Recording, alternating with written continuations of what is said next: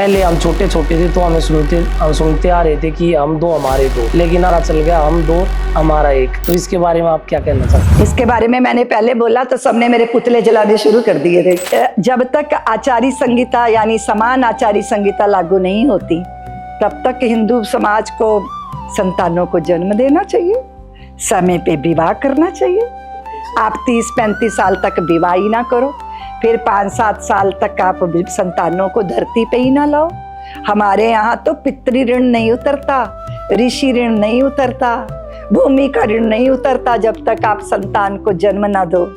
फिर दूसरी बात यह है कि सनातनियों को देखना है कितना सुंदर संबंध है कि किसी बिटिया का ब्याह हो तो चाचियाँ, ताइयाँ, बुआएं उसको प्रेम करे, लाड लडाए, उसका सिर, उसकी बेनी गूंथें, माथे पे चुंबन रख दें। आप क्या करने जा रहे हो? आप सारे रिश्तों की हत्या करने जा रहे हो। वो इतना बड़ा कुटुंब जब होता है, कभी हताशा आती है तो कोई एक जने से आप रूठते हो, 10 जने आपको मनाने वाले होते हैं।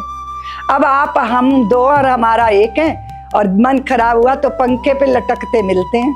आत्महत्या के सिवा और कोई रास्ता ही नहीं दिखाई देता, क्योंकि भावनात्मक दृष्टि से कोई संभालने वाला नहीं है।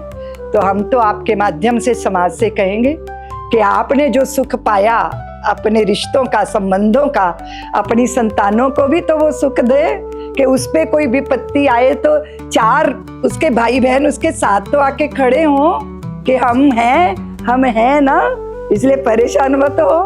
तो ये बहुत महत्वपूर्ण विषय है। तो मुझे तो यही लगता है कि बहुत सुंदर संबंध होते हैं। आप इतने संकुचित मत बनिए। और आप जानते हो कि अब आप देख लो नवीन, हमारी माता तो अगर आजकल के विचार की होती तो हमारी तो बारी ना आती, फिर मैं और नवीन बातें कहाँ से करते, अस्तित्व में ही ना होते हम। बिल्कुल सही और बहुत सुंदर बात कही। हर हिंदू को कम से कम 3-4 बच्चे पैदा करने चाहिए, जनसंख्या में सहयोग जरूर देना चाहिए।